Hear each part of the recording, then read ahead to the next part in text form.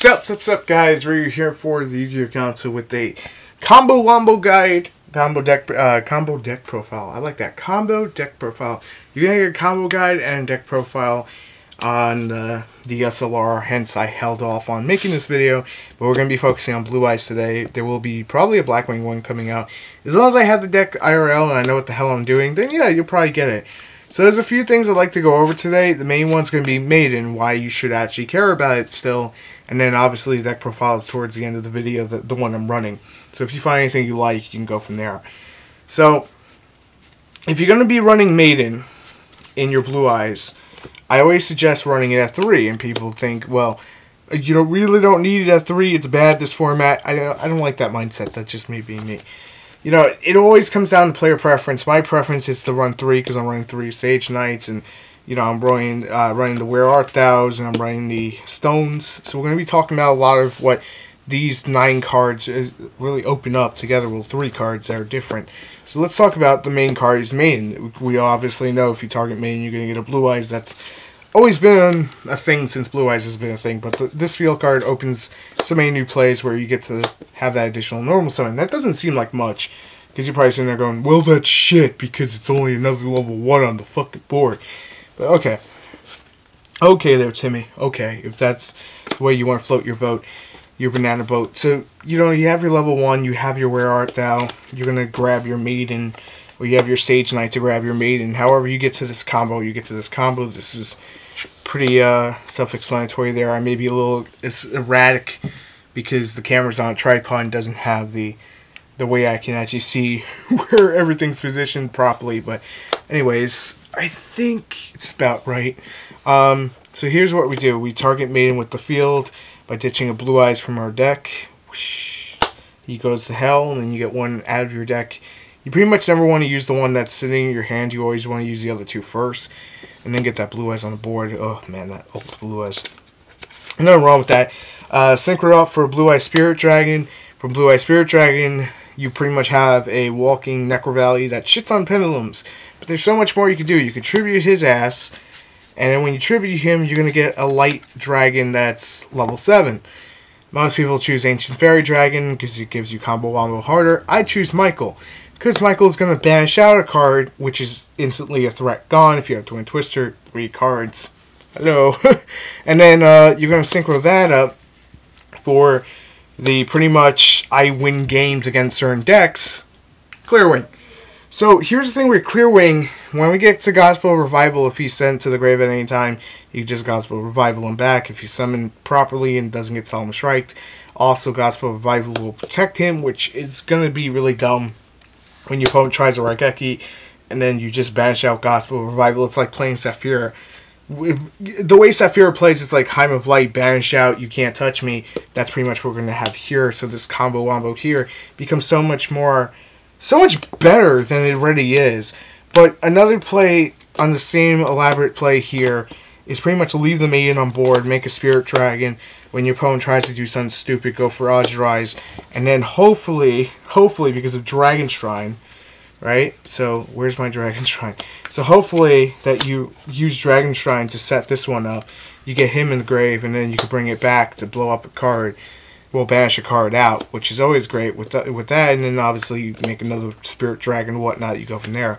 And if you have like Sage Knight, I know this is a really popular thing to do with people, is that they'll get like that level 1 on board and they'll be like, yo, fuck your Maiden and give me 2 Blue Eyes, right? So give me like 2 Blue Eyes. He substitutes as Blue Eyes for now.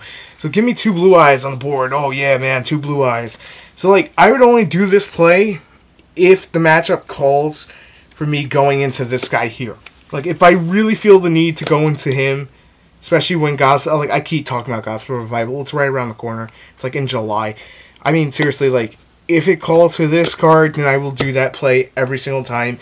It's a very simple play of just basically have Maiden, have Sage Knight, but have Sage Knight in hand, and then when he's in hand, this is hand, okay, he's in hand, you discard to target Maiden, main effect trigger. Oh look, I get 2 Blue Eyes. Yeah, 2 Blue Eyes. And then from the 2 Blue Eyes, you make that. You can also do that same play with the Sage Knight. Okay, so follow me here. You could do the same play with the Maiden. If this is in your hand, you target the Maiden. We're putting her on top, him on top of her. Innuendo, not trying to do innuendo, but just as representation that you're targeting her. And then obviously you're going to have the 2 level 8s on the board, and that can also lead into a rank 8 here, which leads to this guy. Then you go to him, you stop there, blow up a card.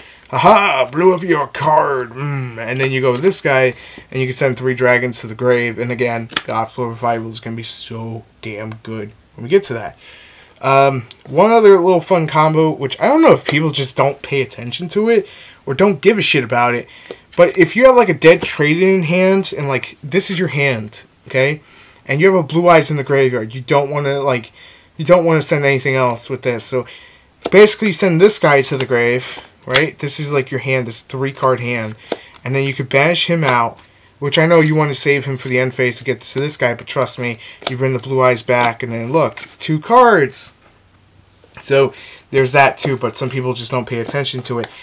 I think it goes without saying that Red Eyes Black Metal Dragon, I know he's in this pile somewhere. Excuse me for my messiness of cards here, but he's somewhere. Oh, there he is. So here he is.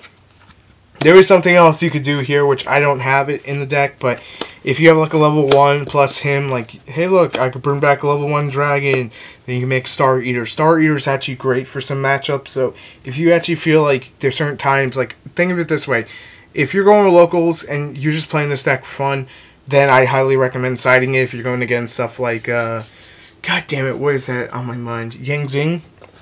That make Star Eater poop on their life and hope that they don't backseal you out. Anyway, let's cut to the deck profile and let's show you how it's done. Alright, so let's talk about the deck. I'm going to give you a deck profile on it. And, yeah, so hopefully it'll put the combos I've been talking about into perspective. But this is just, if you've seen my other one, it's pretty damn close to that. Sorry about the camera glare. The lighting is just ridiculous in the reptile room. 3 Blue Eyes White Dragons. I'm playing OG Blue Eyes now. I have the other one aside that you normally see in the IRL ones. I'm only running 2 Dragon Spirit. I feel 3 still clogs quite a bit. That's the main reason I only ever want to run 2 of this. I feel 2 is efficient enough. I can't even pronounce it right. I brought back the Big Daddy Red because honestly, needed more targets for the. I think it's number 95. I also Call the Haunted was just underwhelming completely. It had some fun combo wombos, but that just does the job a lot better. I run 3 Maiden because mine's more of a synchro heavy, you know, play the level 1s. I feel they're the actual core. Some people decide to disagree and forego them, but Triple Sage Knight as well with the Triple Stone because recycling back to the hand of the Blue Eyes is very crucial right now. Without that Blue Eyes alternative being in the TCG, we need those extra 2 level 8s.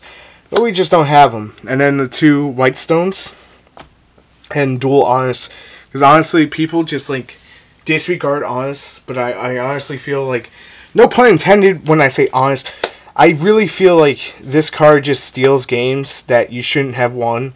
And especially the ability to jump over shit with that and Honest.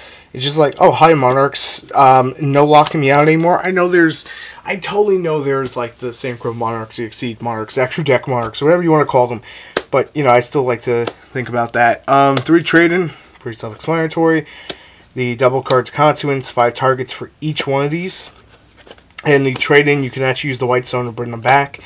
Double Where Art Thou? This card is freaking amazing. You should be playing this if you're playing a lot of level 1s. Mystic Piper.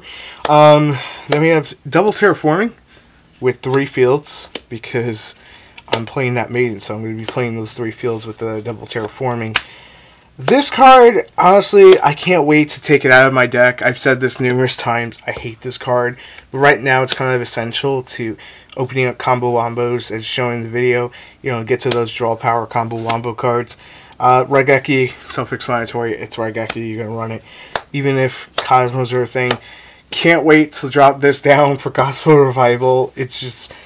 It's Gospel's so much better than this card. It's not even funny. I'm sorry. I'm being an ass. 1 for 1 and double Twin Twisters. If I was to change anything else in the deck till we get to Gospel, it would probably be these two for one Foolish Burial and one Upstart. But honestly, it just Dragon Shrine's been working, so I can't really complain too much. It's just, you know, being comfortable with it. One Blue Eyes Twin Burst. You don't need more than one. Makes the Cosmo matchup laughable. One Felgrand. Pretty self-explanatory. One number 38. We're still in a really, like, crazy... How do I put this? Crazy spell-heavy format, so this card is still fucking amazing. Fucking amazing. Not just amazing, fucking amazing. I can't get that point across. This guy's also really great. Heroic, Sun Dragon, Heliopolis. I don't run Thunder End. Like, I used to run it in the way old builds, but the reason I don't do it now, I'd probably cite it, if anything, is because I feel like I don't need it at times. Well, most of the time. Combo Wombo, 107. And then the Galaxy Eyes armor and the number 95. Pretty self-explanatory. You do this with Dragon Rulers, you do it here because it works. For our synchros, one Michael and one Clear Wing. For those of you wondering how you bring that out, it's through him. So the combo I talked about in the video, but I'm going to elaborate one last time. So, Tribute to Spirit Dragon, have Michael come out, banish card good. Summon level 1 tuner, you have field, make Crystal Wing, win game. When Gospel comes out, it's so much better. And then, obviously, to end it off, 3 Azure Eyes. Thank you guys for watching. If you enjoy the content, make sure to hit that subscribe button for more. And I am out for now. Let's see you later. Peace.